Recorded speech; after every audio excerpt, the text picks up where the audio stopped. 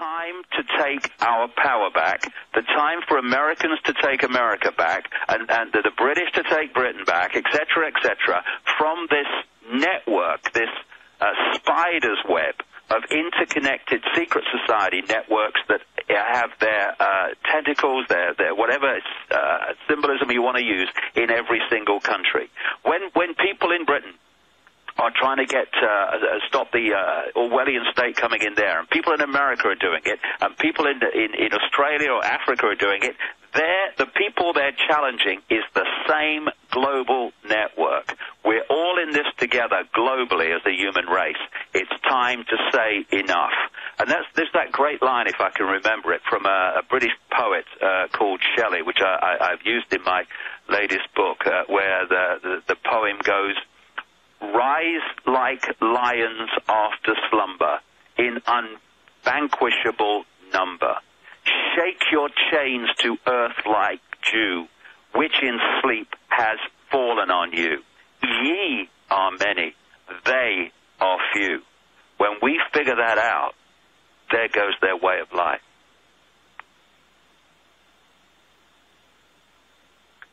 Is Alex still sitting there? While he's coming back, I'll say I'm talking in San Francisco next Saturday, if anyone wants to go there, for 8 hours, where I connect the dots. And when you connect the dots, my goodness me, what appears is an elephant in the living room. David? It's so obvious when the dots are connected. Yes, Alex? I was just sitting there in the control room listening to you and thinking, I don't think anybody's ever had David Icke on the radio and just sat back and listened to him. We're going to have you 20 minutes in the next hour, or even longer if you want, but now you've got dinner and other events coming up. But this is a special 27-hour live transmission we're doing. So that was quite a close that you made on that point. I was sitting there in my chair in the control room going, that sounds like a closing line. But, you know, the woods are lovely, dark, and deep, but I have miles to go before I sleep. It was the best of times, the worst of times. No army can stop an idea whose time has come. And we are at that fork in the road, that crossroads. There's been some developments with UFOs. I was wrong earlier today because it hadn't happened yet when I said, well, we heard UFOs were going to arrive over major U.S. cities yesterday, but it didn't happen.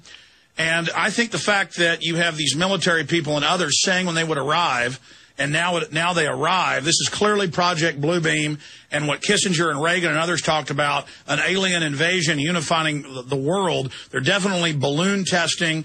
They are sending up test balloons to see if they should go with the fake alien invasion. I want to talk about that with you because you were just on last week and agreed to come on for this special live commercial-free transmission.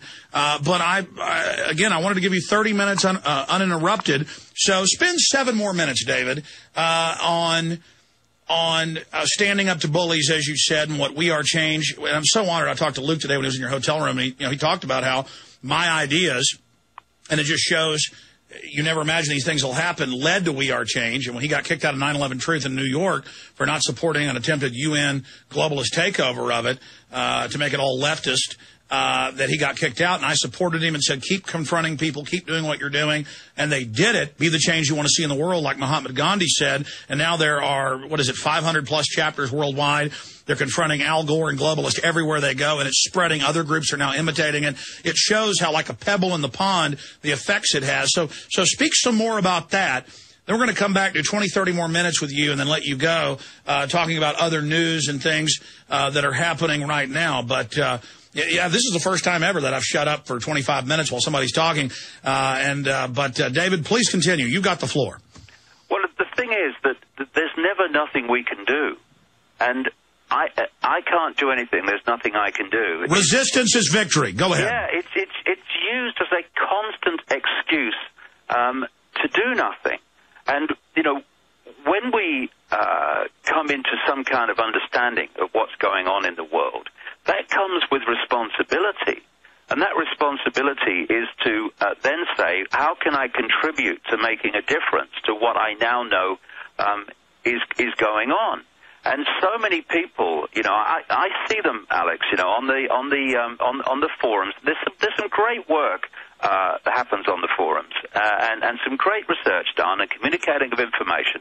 And I'm not knocking it. I have a forum on my own website, and it's great. But there is a forum mentality, you know, in so many people where they come into some kind of awareness of what's going on, and their contribution to it is basically slagging each other off on forums about who knows more about this than somebody else. And you think, well, is that the only thing you can think of doing? Now you realize the kind of problems that we're facing. And a lot of it is because they want to avoid stepping out and actually getting involved in a way that there might be some consequences for them. They don't want to go there. And you know, if we think that sort of we're going to bring this to an end without there being challenges, well, forget it. But what you do is when the challenge comes, you meet it, you face it, and there's always a way around it. I've had so many efforts to bring me down over the years. There's one that's bubbling in the background now, which may become public at some point. But what you do is you've okay, here's a problem, here's a barrier. Now, I've got a choice here. I can lie down and play dead and say, there's nothing I can do, or I can say, okay, there is something I can do, because I'm not going to be stopped from doing what I'm doing. Therefore, this problem has a solution, but there's going to be a way around it. And you find one. And then there's another challenge, and then you meet that, another challenge, and you meet that. And while you're meeting these challenges, you're moving forward. You're expanding what you're doing. You're making a bigger and bigger contribution. And, you know, none of us involved in this were kind of born into or walked into a situation where it was all there and nothing had to be done. There was no challenges. You know, when I started on this journey 20 years ago, I started like in football terms about 60-0 down. I couldn't walk down any street in Britain at the time without being laughed at by most of the people. I was subject to constant ridicule. A comedian only had to say my name, and no joke necessary, and the audience were laughing. I would, you know, stop my car at traffic lights, and the family in the next car would be laughing at me. I went through all this massive ridicule. It seemed that there was no way back from that.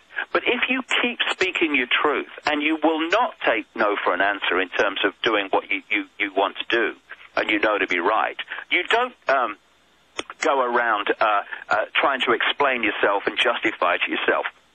Here's some information. Make of it what you will. You know, if you think I'm crazy, well, you know, good luck. I don't care, because I'm going to keep communicating what I know to be right. And what happens if what you're saying has validity, and anyone exposing this thing now, it clearly has validity, because it's blatantly obvious what's happening to more and more people. When you speak your truth and you keep speaking it, if it has validity, eventually it will be seen to be so. And but if you think, well, if I say this, what will they think of me? You know, what are the consequences for me? Well, there's another question. What are the consequences of not doing it? And that, well, read 1984, multiply it by 1,000, read Brave New World, multiply it by the same, and then you'll get an idea of what happens if we don't do something. So if we speak our truth, of course people are going to call you're crazy. They're going to say, ridicule you. So what? If you don't speak your truth now, it's never going to be seen eventually to have validity, and therefore nothing's going to change. And so all the challenges that people took years ago, all the ridicule that they took, now is worth it, is justified because they kept going, then people can see that what they were saying has validity, and it's making a major, major difference in the world. Now, if people have said right at the start, oh, well, it's too challenging, and oh, what are the consequences for me, and oh, but maybe people will laugh at me, and maybe they'll ridicule me, and all that stuff, then the information's never communicated, the validity of it is not eventually seen, therefore, and you have changed nothing. And what we need to do is kind of take a deep breath, stiffen the backbone, and say, I am going to speak my truth, I'm going to make my contribution, and whatever consequences come, I'll deal with it, and then keep speaking out. They're the kind of people we need. And, you know, it's amazing how there's so much physical courage that you see. You see it with troops. They are capable of the most extraordinary levels of physical courage, helping their mates out and all the rest of it in battle scene situations. And yet, they're terrified of saying the wrong word to someone who's got a few more pips on their arm or whatever than they have on some bloody uniform. And because physical courage for so many people comes easier than the other kind of courage, which is stepping up and speaking out. That's another kind of courage. That's what we need. People who won't take no for an answer, who are not in awe of the system and those so-called powerful people that run it, and who are not prepared to shut up because they fear the consequences of speaking out. And more of those people are coming forward. And that's what we need, more and more of those people. Now, for those who still feel they couldn't do that, that's fair enough. You know, everyone's kind of different. But those people can make a contribution in the background. They can support people financially. They can support people in so many ways, the people that go out front and do it. And I would say this too, this is an important point in this next stage that I'm talking about, where we take the game to the manipulators and we change the rules of the game in doing so. And that is, I know, and Alex knows, but I know from my own personal experience, so will many other people, out there around the world are very large numbers of famous people in the entertainment industry in various kinds, whatever it may be.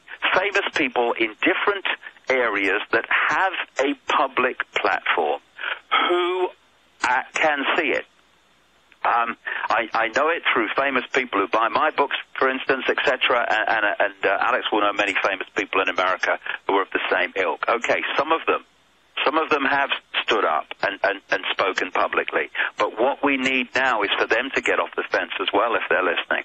Because you have such an amazing contribution to make.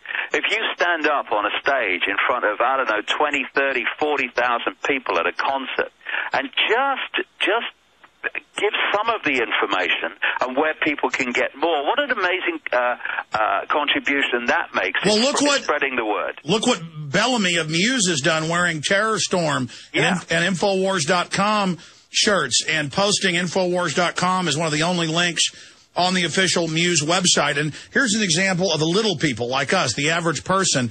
We've had 3 search terms, number 1, number 2, and number 3 today. InfoWars Money Bomb, number 1. Alex Jones, number 2. Rioting Americans, linking to an article where they admit they're training the military to basically take over every city in the U.S. That is number 1 now. Under it is InfoWars Money Bomb. Alex Jones is number 4, moving from the number 3 place. Bill O'Reilly's number 3. Now, hundreds of newspapers, articles, blogs are now all writing about the Infowars.com money bomb, the Infowars money bomb. They're now talking about Infowars.com. They're now linking through. And when they click the name Alex Jones, they see all my websites, all my news. They see the money bomb. They see the article about the troops preparing to basically take over during a financial collapse.